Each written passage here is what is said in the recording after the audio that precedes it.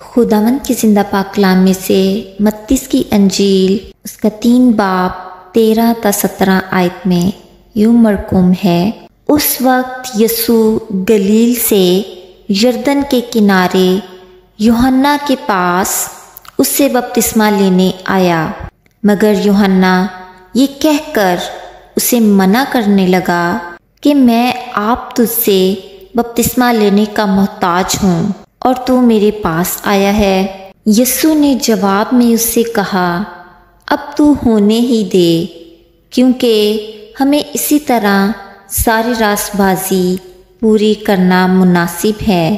اس پر اس نے ہونے دیا، اور یسوع بپتسمہ لے کر فی الفور پانی کے پاس سے اوپر گیا، اور دیکھو اس کے لیے آسمان کھل گیا، اور اس نے خدا کے روح کو کبوتر کی مانند اترتے اور اپنے اوپر آتے دیکھا۔